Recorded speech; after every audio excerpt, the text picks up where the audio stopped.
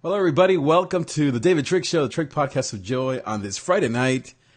I've been thinking about the future of communication and the future of business. As you know, I talk to a ton of people that want to get their message out. They are speakers, obviously a lot of pastors. They are people that love to talk about their passion for their business, or they're educators. A ton of people these days are wanting to get their message out. And I have the privilege to be involved not only in the ministry world, which I love, which is my first passion, but also as a creative and as someone who loves to sing and do music. I also have the privilege to be involved in technology, in media, in music, of course, as well as blogging and all these other things that are so popular today. And I thought tonight I would talk about a little bit of my story of how I got into all of these things. And most importantly, to tell you what I believe is the future if you want to get your message out there. Obviously, all of us see the use of social media, of YouTube and Instagram and Snapchat and Twitter, and of course here on Facebook. But I think that people are still wondering how to get started. Or, which I think happens just as often, is people already have some sort of distribution channel, meaning they have a Snapchat page or a Facebook page or an Instagram page or an Instagram account, but they don't know exactly what to do with it. They have a podcast, whatever it may be, and now they're saying, well, how do I monetize this? How do I, all this time that you're spending on all this, what's the point? Is this going to be an income stream for you? Is this just a hobby? How do I grow my audience? Is it about growing your audience, or is it about going deeper with a few people? And so I wanted to give you some of the tips and some of the things that I've learned in terms of the future of communication and of business, so that you can get a feel for what you need to do. So the first thing, let me just tell you a little bit of my story. As you know, I've always been in love with music, in love with church, always a creative, a very happy kid. And so since I was a young boy, I have loved to communicate, especially through music. Then as I got into technology, I began to play with blogs. And I remember starting my blog in 2003, so that was 15 years ago. And so the skill and the passion for writing came. Then when audio came onto the scene, podcasting especially, about 10 years ago, then I started a podcast. And because I've always been into technology, I learned how to do that. And so the podcast came about. Then about 5 years ago, when all this live streaming and video and YouTube came on the scene, I also grabbed a camera, or I remember getting one of those tiny HD cameras that were all in one that I think I got at Costco or somewhere like that. And I began to do video. Of course, back then it wasn't live. It was just your typical pre-recorded stuff. But I loved it, and I began to communicate through that. Then, of course, like most of us, I began to watch a bunch of stuff online as kind of this explosion happened over the last 5 years. And so it just all went crazy. And Facebook, of course, got into live streaming. All this live streaming stuff started to happen just in the last 2 years. And then all of this storytelling, meaning Instagram stories, Snapchat, of course, even Facebook now has stories. All of these kind of quick, short 24-hour videos came on, or not even videos, they're just, I don't know, snaps, right? Or stories. That began. And so I also got into that. But the point all along hasn't been technology for most of us, right? For most of us, I'm sure for you it is as well, the point is to communicate. You have a burning desire. You want to help people. You want to teach. You want to help the world. You want to change the world for Jesus. You want to do something awesome in this world. And so being that these are the tools that are around today, so we use them, right? But as I said, what is the point, or what do you do if you want to have a greater impact in the lives of other people? And then maybe if you haven't even gotten started in some of these things, how do you get started? Is it too late? So let me first say to the idea of is it too late? Of course not. In some ways, to some people, let's say to my friends and I, or the people that I follow, it may seem like this is all that we do, or this is everywhere. And it is, no doubt about it. But as far as a number of people that are doing what I'm doing, or that what your son or your daughter are doing, it's still a small number of people. The statistics are that on YouTube, 80 to 90% of people don't even have a YouTube channel. They just watch things online. They are on Netflix, they are on YouTube, they are watching shows and content online, but they are not creators themselves. And now, of course, why would they be? I mean, this whole thing of you as a creator is new. I mean, for the longest of time, all of us just simply watched our favorite TV shows on TV. And we could never have imagined, or maybe even wanted to, be actually one of the actors on a show. Now, even when it comes to radio, I remember growing up, like maybe you did, listening to the radio. And I must say, I always have wanted to be on the radio. I mean, not like a childhood dream, but I love the medium. But of course, I never dreamed of having my own radio show or having a microphone like I have here and having all this stuff. And so even though it may seem like everyone is doing it, and to some degree everyone is, this is still a fairly new season, I guess.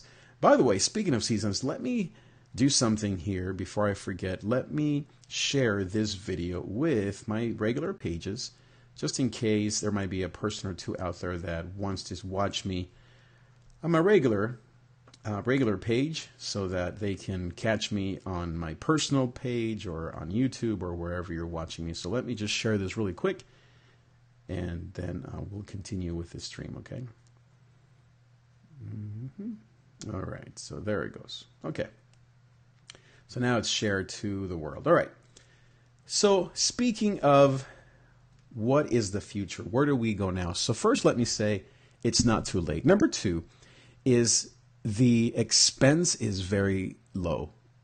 Just like TVs, remember when those brand new HD TVs or LCDs or whatever they are now, when they were super expensive, like $3,000, $5,000?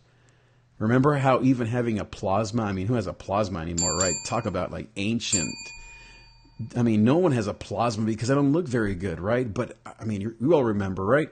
The days when that was the thing. Oh, if I could just have a plasma TV, and they were $3,000. Now you go get an LCD, meaning an awesome, super bright, super huge 51, 72, 102 inch TV for $500.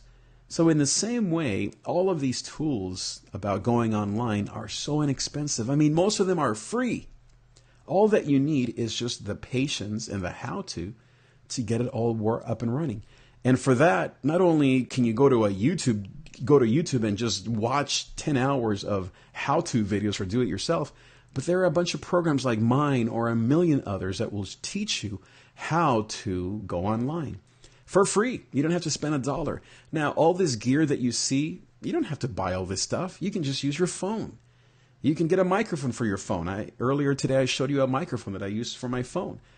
The point is, it's not expensive. Now, the third thing that people often say is, well, I don't look good on camera, or I'm not beautiful, or I'm not comfortable speaking in front of a microphone or in front of a camera. Well, here's the thing with that. Yes, it doesn't help to be beautiful and young like me.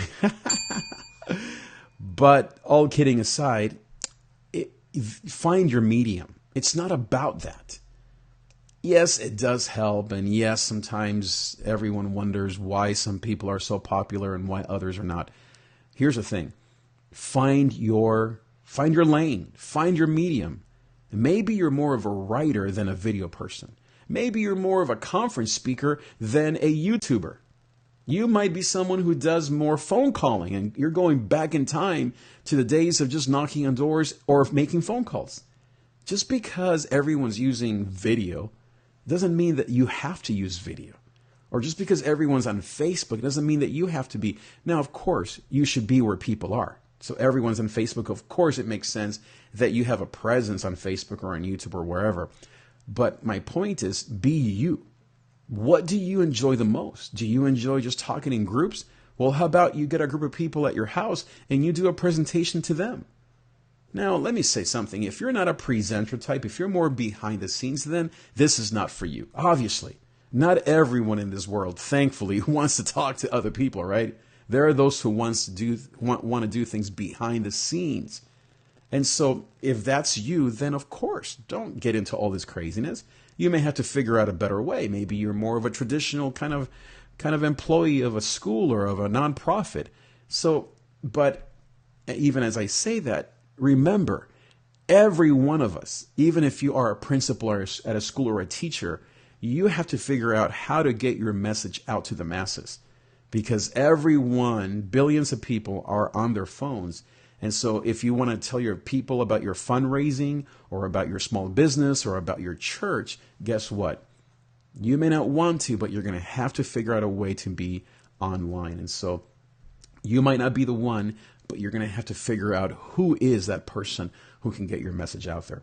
So that's number 2, find your lane. Number 3 is to be consistent and be, like they say, out of mind, out of sight. So the opposite is true. Be in people's mind.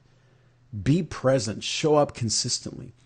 The future is not going to be as easy as we think it is. You're going to have to be more consistent. You're going to have to be more real. You're going to have more than just knowledge to be popular online, or more than just your pretty face or your millions of followers.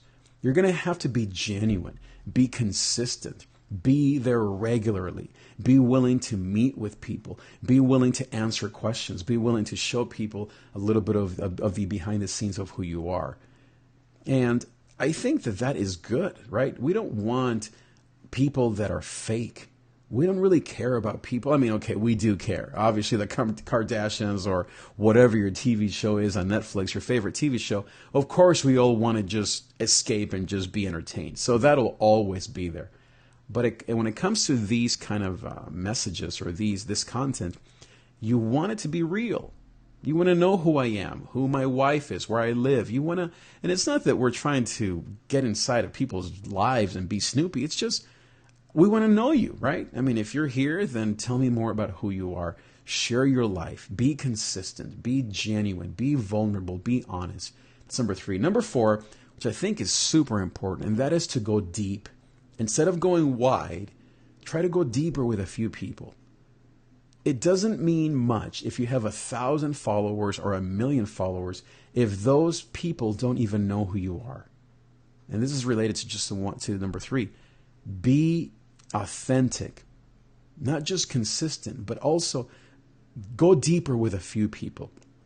Stop thinking that because you don't have a lot of views, a lot of followers, a lot of people online, that somehow you're irrelevant or that you don't have something to share. As you know, I don't have many followers. I mean, look at this. Right now, we have 0 people, and that's just common for me. That's just normal. Other people, they have 50, 500, 5,000 people watching them live the minute they go live. I'm not that person. It doesn't mean, and now it has affected me for years. But recently I've realized that it's not about that. It's about the fact that we're just humans. And when I connect with someone, we are connecting. And there's always value and something wonderful that happens when you and I talk.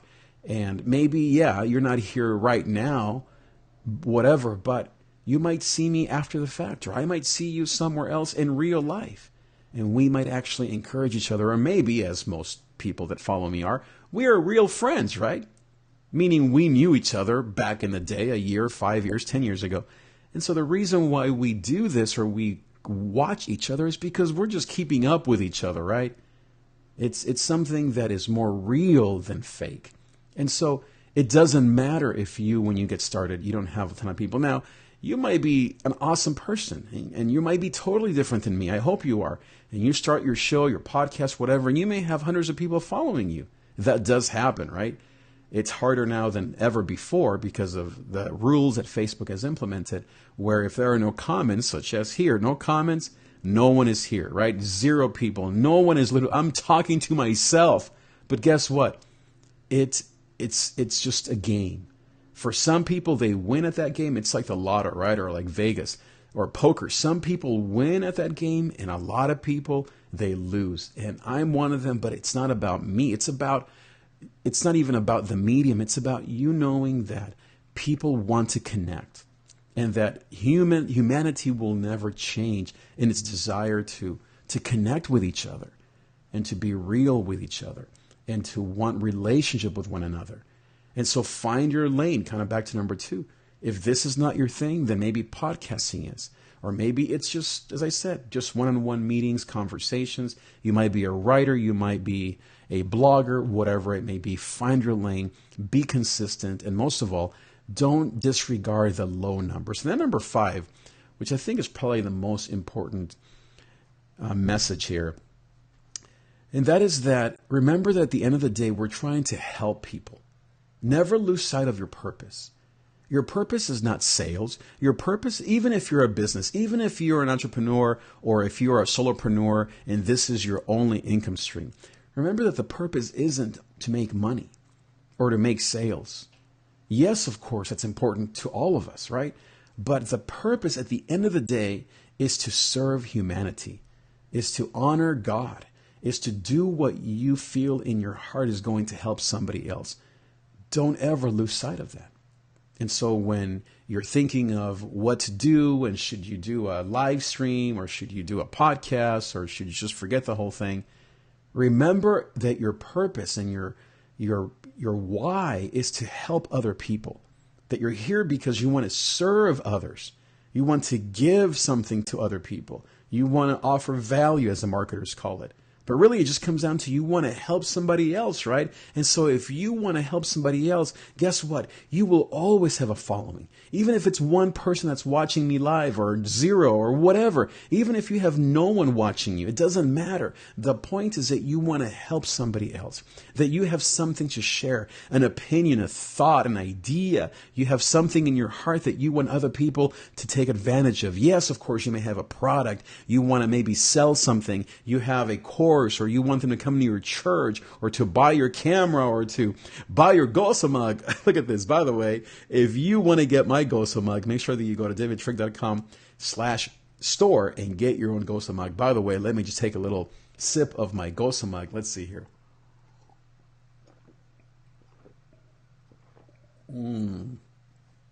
That is delicious. That deserves a Gosa bell right here. I got my Gosa bell. By the way, you can also pick up your own Gosa bell at my store, the Gosa store, davidtrick.com/store.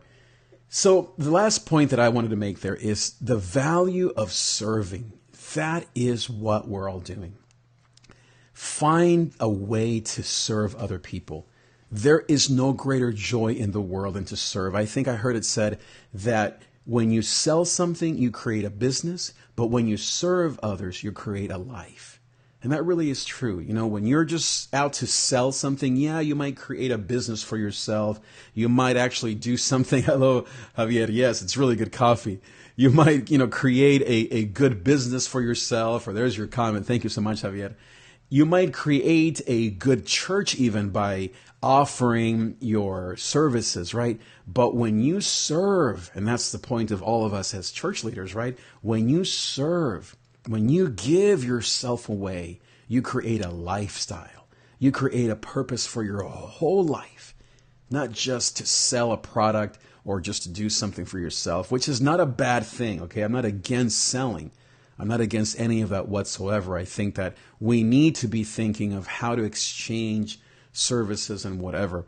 But if you have a heart of service, you're going to win at life. You're going to succeed at life. You're going to feel the pleasure of God. You're going to feel so excited and motivated to get out and to get on the microphone and put on your headphones and get all this stuff ready, the lights and the cameras, because you want to help somebody else.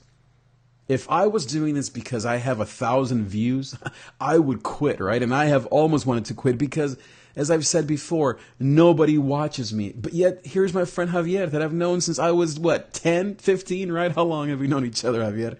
We were like 12 and 13, right? Playing guitar just up the street here from where I still live.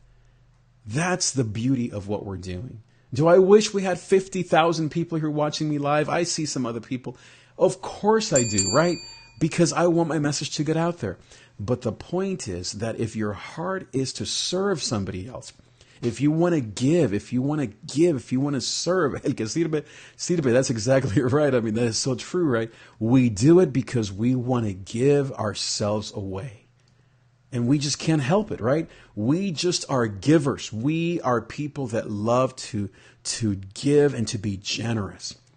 And then, now, kind of going back to the first point that I made, if there are people that want your services, let's say you're a guitar teacher. Okay, we all as artists, we love music, right? All of us do. We love to play, and we do it for God, or we do it for our kids, or we do it for the church.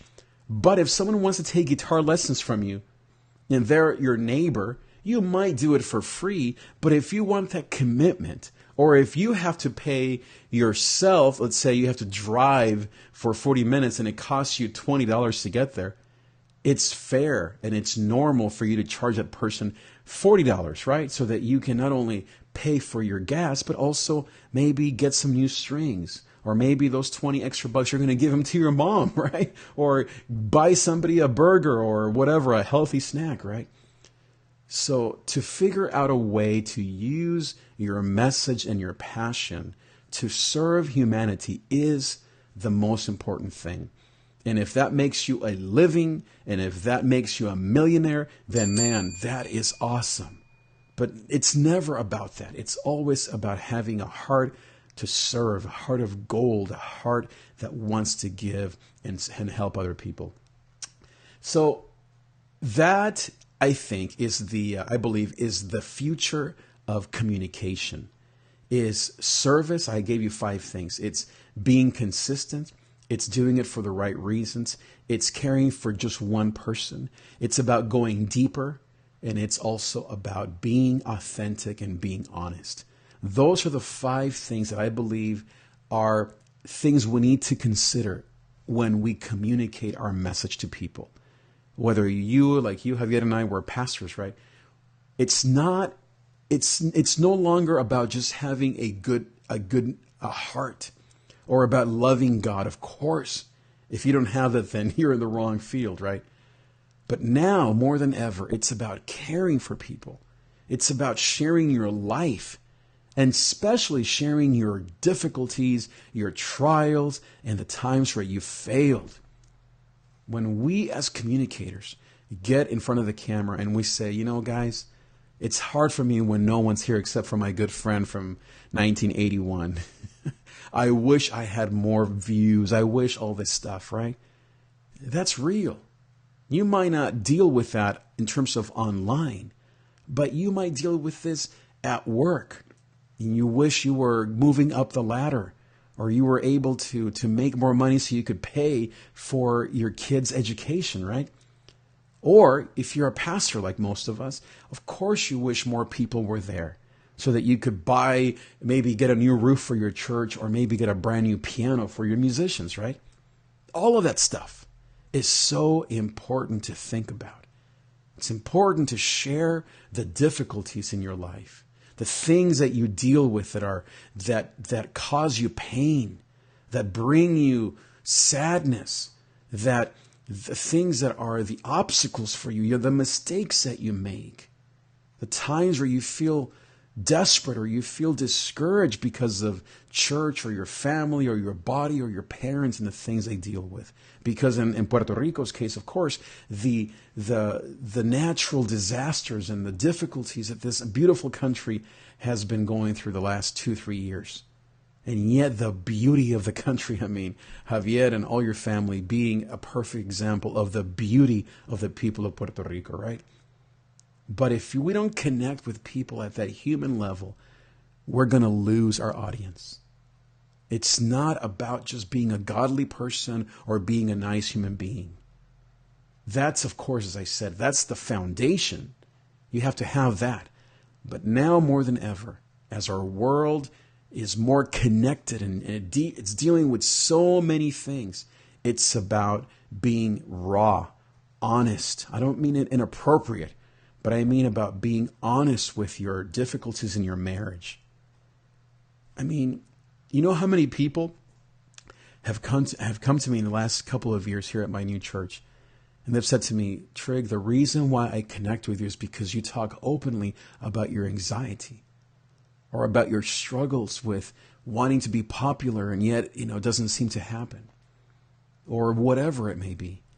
Because even though people may not connect with that specific issue, they are dealing with something that they are ashamed of talking about. And so they come to church, they listen to the preaching, and they sing their songs, and they go home, and they feel like they have to hide because they can't talk to God about the real stuff. I had a friend just the other day that was telling me about how in her marriage, she's feeling disconnected.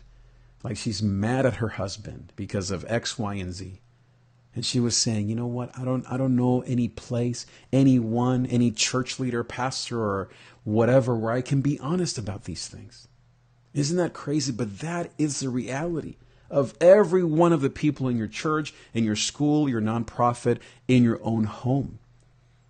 And yet we're not creating those places. We need to create those places where we can talk, especially younger people, but anyone, someone who's 65 needs to be able to say, here's where I'm at. My wife is sick. My husband is dealing with cancer or with depression. And I pray, and I go to church, and I go to Bible studies Monday, Wednesday, Friday, Saturday, Sunday, and whatever, and I go to 5 churches, and I still don't know what to do. Or a lot of people that are into addictions and don't know Jesus. And they're not coming to your church because for them, God is like something that my parents did, or my great-grandparents, or whoever. My friends definitely don't do that anymore. We're into these other alternative religions and into Buddhism and into Hinduism and into agnosticism and all these things, right, that are real. And if we as leaders are just humans, we only talk about heaven and we're going to heaven and God is good, and we don't talk about the difficult parts of our lives, then we're never going to connect with our audiences. But now let me say this, even just as I said it earlier, just because you're honest doesn't mean you're going to have a church of 1,000 or 10,000. It just means that you're going to go deeper with those same people. You're going to have their heart. You're going to impact them for a lifetime. And then maybe one of them will be the next Billy Graham, or the next Luis Palau, or the next, LeBron James, or the next musician who changes the world through their music for the sake of the kingdom of God and through Jesus. So all those things, my dear friends, I hope they have helped you. Let me get my friend Colon here, Mr. Javier, his message, his comment. Great season of life. Blessed to count you. That's right. I appreciate it. That's right. Thank you so much. Siento igual, Javier. I feel the same way. What a wonderful, wonderful night. So thank you guys for being here. Remember to comment. Thank you so much, Javier. And if you're watching this maybe later tonight, make sure to comment, because as I've said before, the Facebook game is this. If you don't comment, this video doesn't go anywhere. It's not shown to anyone. The only way that now Facebook shows these videos to people, even though I have 1,000 likes on my page, no one even knows that I'm live unless you comment below and you say hello. So thank you guys. Thank you, Javier, etc. I'm actually going to say thank you here. Thank you so much, because what they like even more is when there is a back and forth of comments between the host and the people, etc. So thank you guys. Share this video, and I will see you next time. Adios.